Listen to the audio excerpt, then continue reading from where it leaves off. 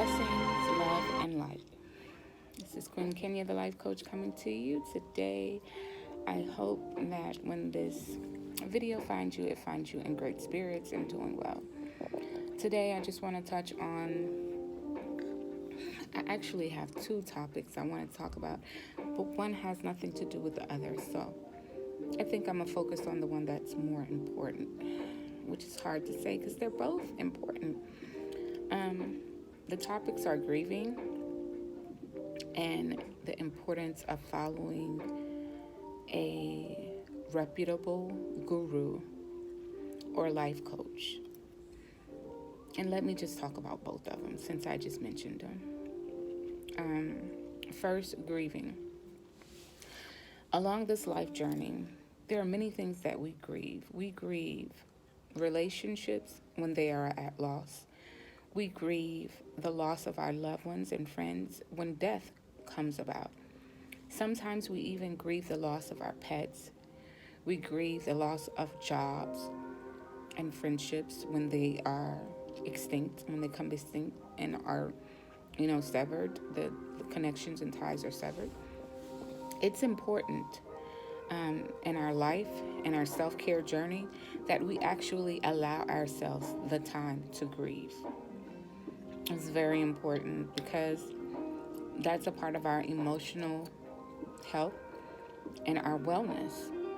And if we don't allow ourselves to go through that process, however we deem fit for us to go through it in the most healthy way, then it could become detrimental for us. It could lead to states of depression, states of insomnia, not being able to sleep.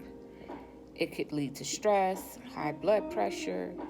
So, as often as you can, educate yourself. Some people will say, well, I can go see a therapist or I can just talk to a friend, and those things are good, but sometimes when you're not in the state of mind of grief or a specific emotion or dealing with specific things, sometimes it's just good to educate yourself about the processes of these things. So read about grief. Read about positive ways to grieve. There's so much out there now. There's so many resources afforded to us with the World Wide Web. We can just Google anything, right? We have so many resources right at our fingertips. So we can look up things and find resources and go to different websites and find books about the topics that we need to discuss or that we need to learn about. I am a self-taught being. I am really into teaching myself.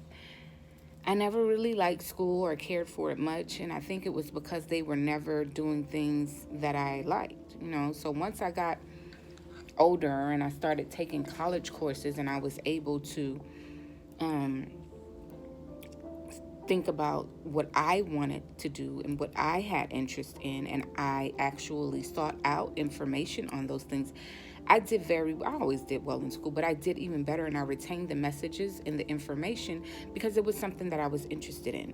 So what I'm trying to say is, it's important prior to actually experiencing some things that we educate ourselves, just read an article or book or something about everyday life experiences, relationships, grieving, weight loss, healthcare, wellness, whatever the topic you think of that you might be interested in, find some literature about it so you can educate yourself about it.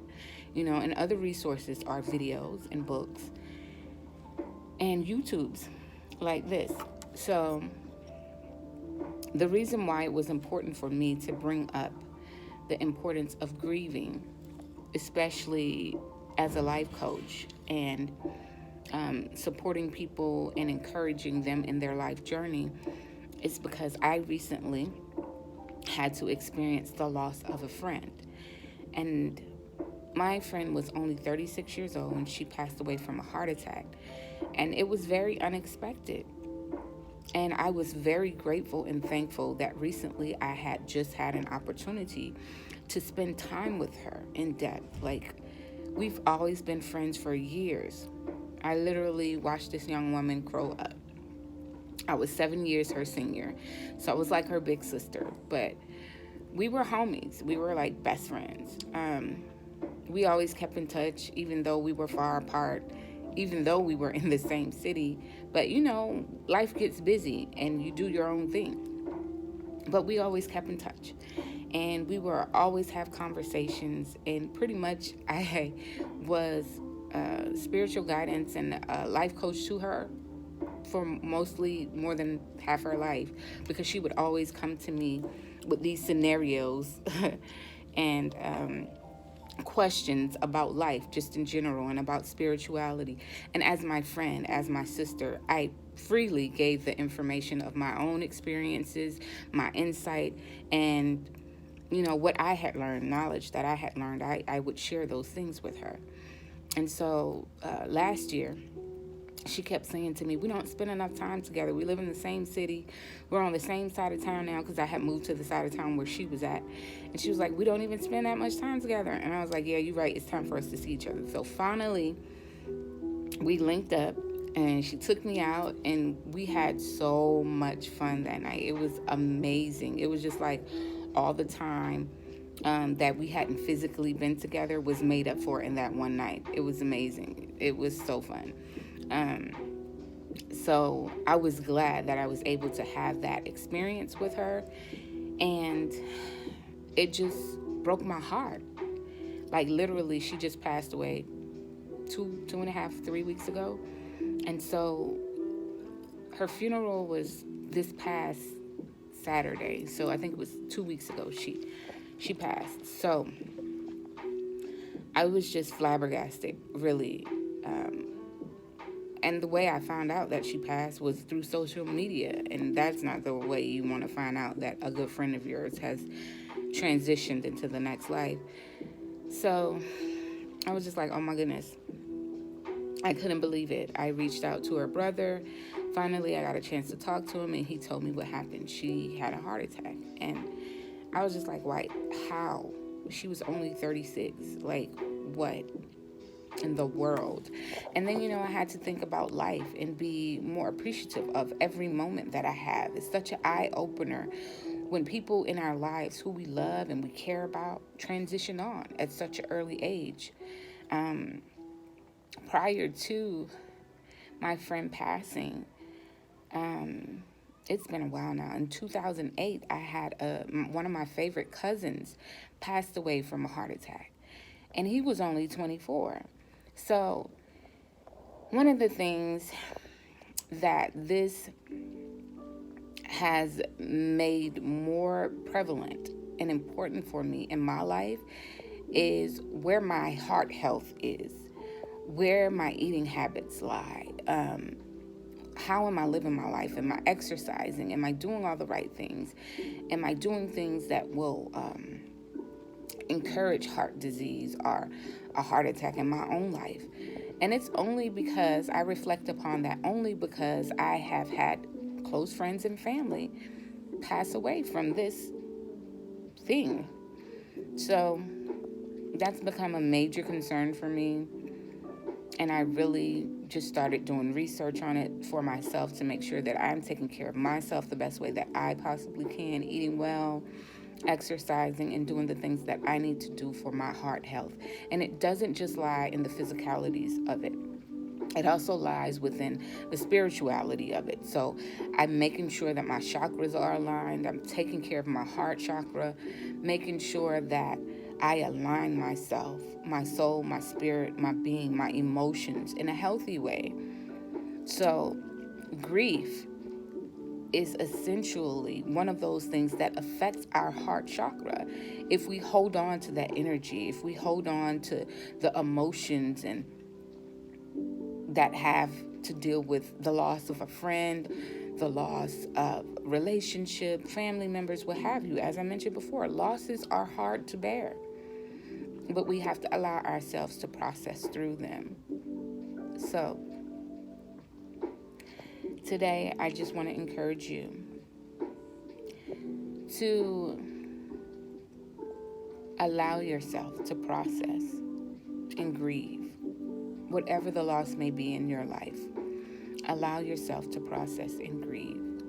And if you don't know the first steps on what that looks like for you, like I said, take some time and do some research. I know it may sound silly for some people. You're going to actually research and look up how to grieve? Yes. Because some of us really don't know the appropriate ways on how to do it. So yes, I would. For me, I am intuitively guided by spirit. And so things most often come naturally for me on things to do like that.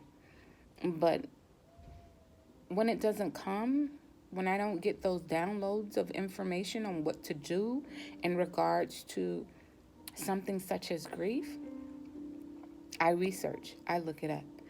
And so with my friend just passing, initially I was hit hard, as I said, and I cried and I cried and I cried. And I thought, that first night when I found out, I cried and I cried. And I thought I was good.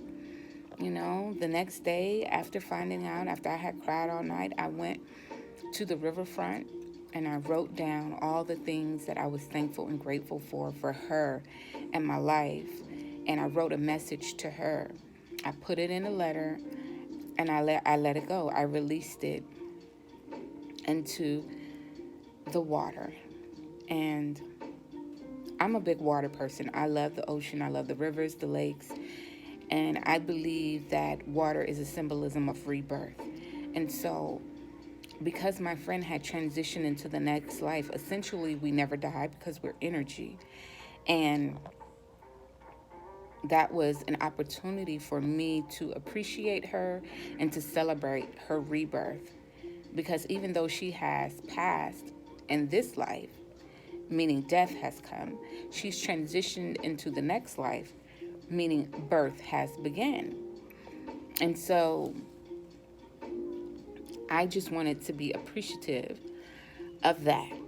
I wanted to show forth my gratitude to the Creator, source of life, for even allowing us to cross paths and have affiliation in this lifetime, And I wanted her to know, even though she already knew, because I told her that night when we spent so much time together and had fun, I told her how much I loved her. She told me she loved me. And that wasn't the first time that, we had expressed those feelings toward one another, how much we care and love for each other.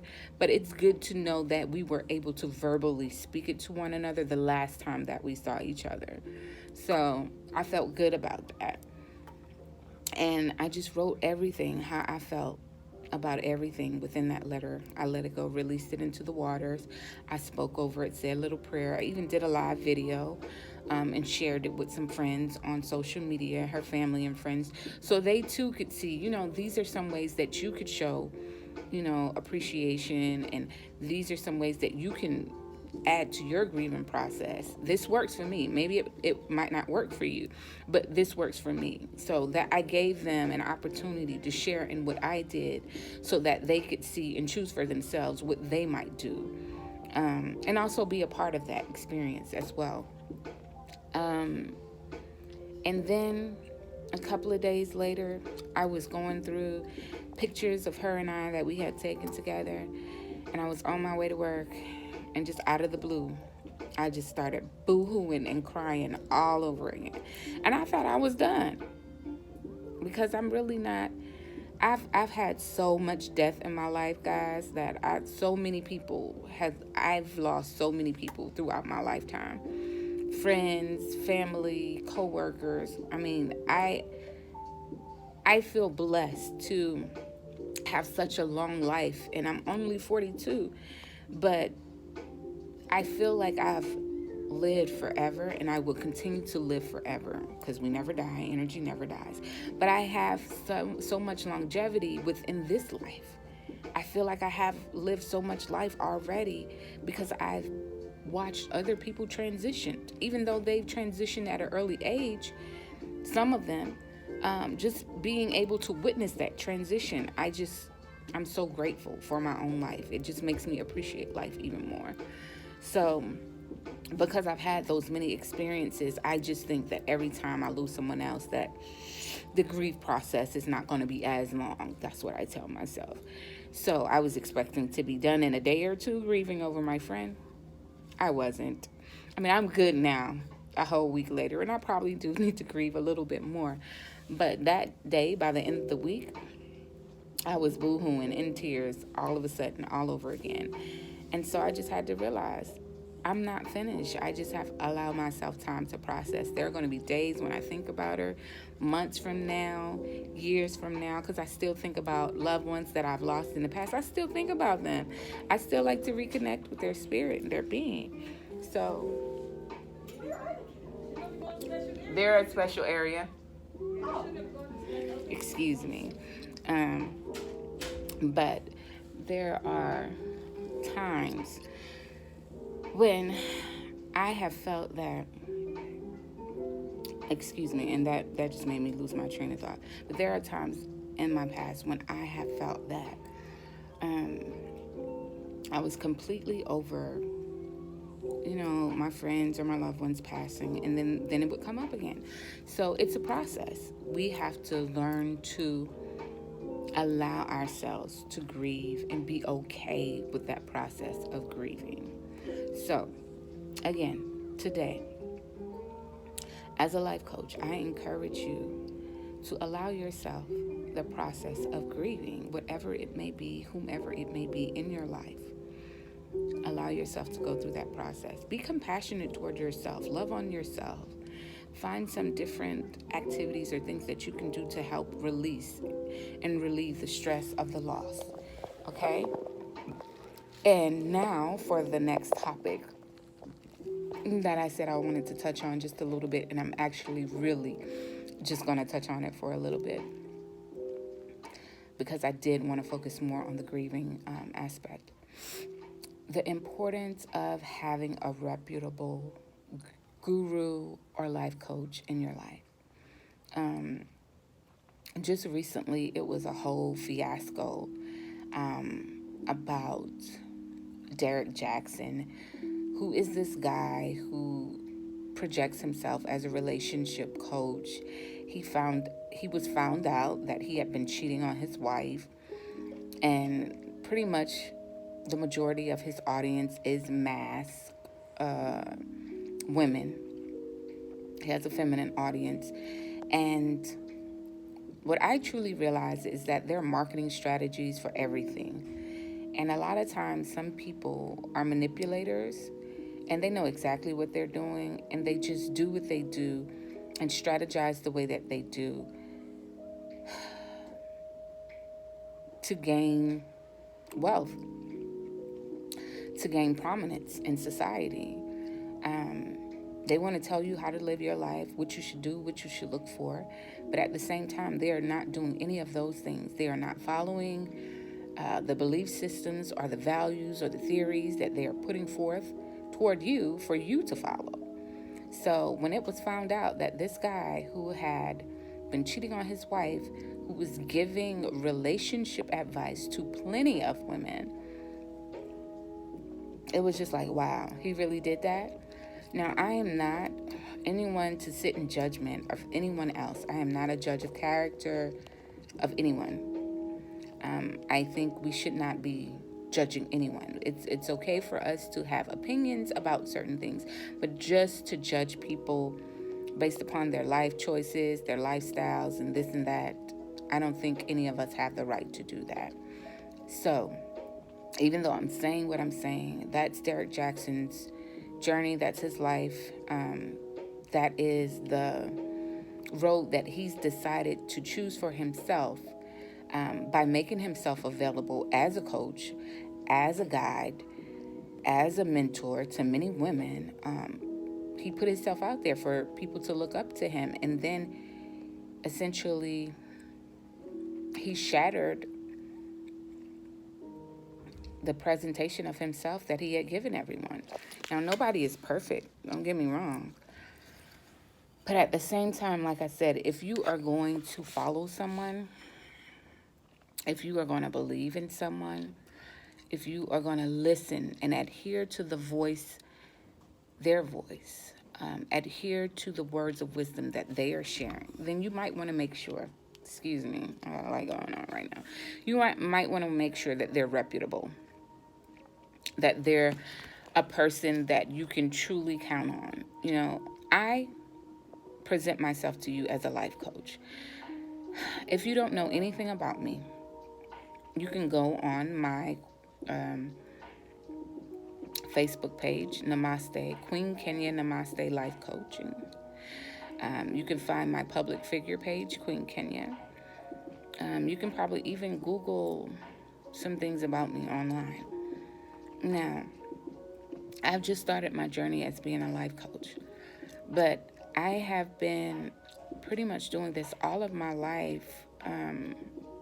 The majority of my adult life, I have been essentially helping people, supporting them, and encouraging them in their life endeavors. And so you might not know that, but there are people out there who can vouch for me, who I have been that for. There are also people who can vouch and say she doesn't just talk the talk, she walks the walk. If I am encouraging you to practice emotional wellness, please know I am already doing that myself. And that's how I'm able to share resources with you. I'm as transparent as I possibly can be with certain situations as far as my experiences and relationships and in that matter.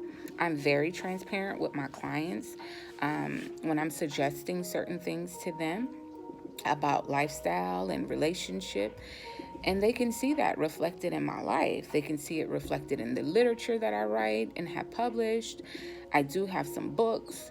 I have a book on healing for the soul that's on Amazon.com. And that is just a short biography of emotional, sexual trauma, abuse that I had when I was a kid. How I got through it, what helped me, and different things that I did that I would suggest for other people because it worked for me. Everything does not work for everyone because we all have our own truths. We all have our own journeys. But what I like to do is share with others. If I see that it's something that's a common interest, I share it. I don't keep that knowledge or things that I find, the treasures that I find of life, I don't keep it to myself. I share it so that other people who are going through similar situations can be able to experience the greatness of what I've experienced as well. I am a believer of helping humanity. I believe in astrology very heavily. I am a Virgo, that is my sun sign. My moon sign is Scorpio, and I'm Pisces ascending. If you're not in astrology heavily, then you don't understand what I just said. But if you are, then clearly you would know that I take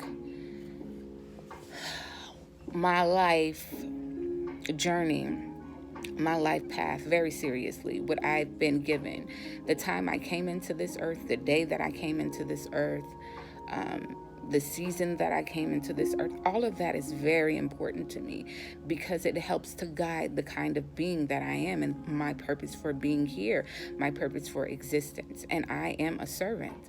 I am a healer of the nation and of the nations. And I am thankful and grateful for being chosen. I believe everyone has a specific role to play on this side of life within this earth school. And I speak the way that I do, using the words that I do, because that's my belief. I am a cosmic being. Those are my beliefs. Those are my truths. That might not be your truth, but for someone else, they may relate. And so I speak that way, I share that way, and I emphasize on those things that way because I want to connect with people who need to be connected with, who need to be supported, who need the guidance, who wants the guidance, who wants the spiritual upliftment and insight. And I'm very, very authentic and genuine about my concern and my encouragement for people who are along their life journey, you know. And like I said, there are plenty of people who can vouch for me. So, all that to say, it's very important of who you put your trust in, of who you look up to and admire, that you know that those people are reputable, that you know nobody's going to be perfect, because I'm not perfect. I strive to be, but it's not about being perfect, squeaky clean, because in my theory of living, there is no right and wrong.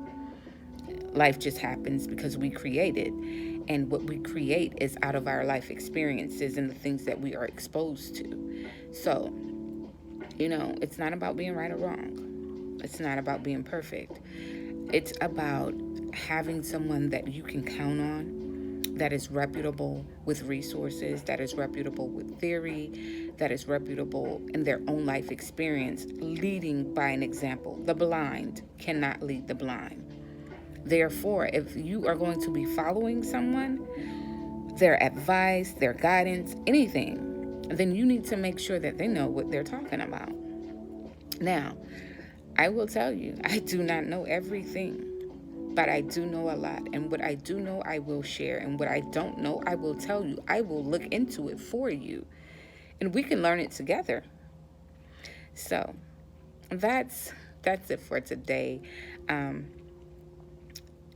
That's it for today. I just wanted to touch on that, the importance of grieving and making sure you process through grieving appropriately, and finding the tools and the resources to be able to do that, even literature if you need to read upon it. Finding great resources to support you along the journey of grief. It's really important, because grieving is a part of life. It happens in many different facets. And so we need to be prepared for when it comes along in our life on how to deal with it. And lastly, the importance of having a reputable guru or life coach or mentor in your life, spiritual leader, spiritual guider. We can't just go off what people say. What does their fruit look like? The fruits of their labor. You can't have a apple tree bearing oranges. So if they're going to preach one thing and speak that for you to adhere to, then they must be doing that themselves, and you should be able to see fruitfulness out of them doing that. So bottom line, that's it for today. Peace, love, and light. Thank you for joining me. I appreciate you. If you have gained anything at all from this video, please like, share, subscribe to my YouTube page, Queen Kenya, the Life Coach. I am on Instagram as well. You can follow me, Queen Kenya, the Life Coach. I do have a Facebook page, as I mentioned earlier, Queen Kenya, and also Namaste Life Coaching. Queen Kenya, Namaste Life Coaching. And Namaste Life Coaching means that we honor the divine in you. That's what this is all about. I truly want to honor the divine being, source, God, energy, frequency in you, and help you to be the best being that you can possibly be on this side of life, within this earth realm, in this season, in this age. Okay? So again, thank you. Have a blessed and prosperous day. Don't forget to share, like, and subscribe. Blessings. Peace.